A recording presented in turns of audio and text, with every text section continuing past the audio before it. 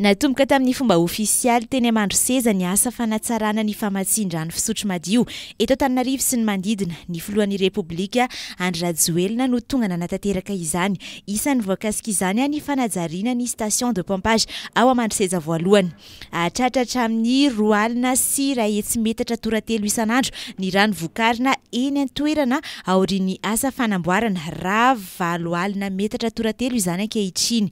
Ampiena amin'ny ampahany betsaka amin'ny krisin-drano eto Antananarivo ny fahavitana izany hoy ny filoha Andry Rajoelina. Ankoatr'izay dia ho voakasiky ny asa ihany koa ny fanovana ireo station de suppression 3 lehibe toy ny eny Betongolo, Ambodimita ary Mandriambero. Voalaza ihany koa fa ametrahana vondrona mpiara-herinaratra ireo station de pompage rehetra mba tsy hisian'ny fahatapahan-drano rehefa tapaka ny jiro. Maro ireo teboka izay hodiniana miaraka amin'ny filoha frantsay Emmanuel Macron mandritra ny fahatongavany eto Madagasikara. Isan'izany ny resaka trosan'i Madagasikara.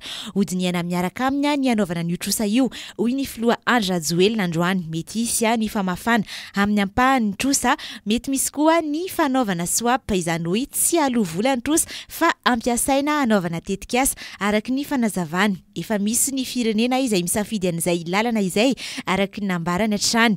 Ankoatra izay dia horesahana ihany koa ny sehatry ny fanabeazana amin'ny fananganana université lehibe miaraka amin'ny la Frantsa ny fampiofanana ireo mpitsabo malagasy any la Frantsa mba hanamora ny fandraisana an-tanana ireo marary eny anivon'ny hôpitaly eto Madagasikara. Tahaka izany ihany koa ny fananganana fotodrafitrasa amin'ny famokarana angovo azo avy amin'ny toho-drano.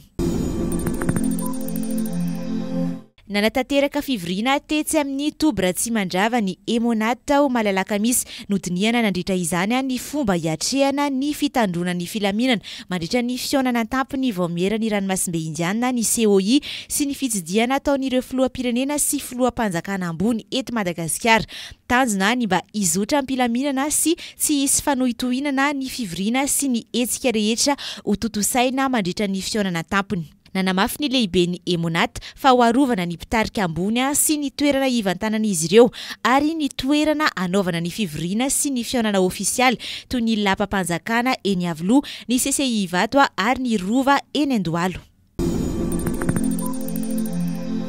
Efa mipetraka avokoa ny rindrin-damina rehetra hanatanterahana ny fanazarantena iraisam-pirenena Tulipe 2024 atao any Mahajanga hoy ny ministeran'ny folo alinday.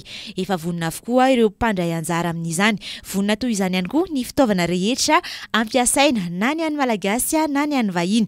Raha ny voalazan'ny ministeran'ny folo alinday dia efa samy ao anatin'ny fanomanana faraparany avokoa ny rehetra satria afaka iray andro dia hanomboka ny fanazarantena lehibe izay ahitana miaramila malagasy vahiny mandidina ny 500 isa. Manara-maso tsy tapaka mijery ny fanomanana rehetra ny jeneraly Benoît Ralaimampandry sy ireo ekipa avy ao anivon'ny état-major n'ireo tafika miaraka amin'ireo tompon'andraikitra ambony isan-tsokajiny izay efa any an-toerana amin'izao fotoana izao mba ahatomombana tsara ny fizotran'ny fanazarantena.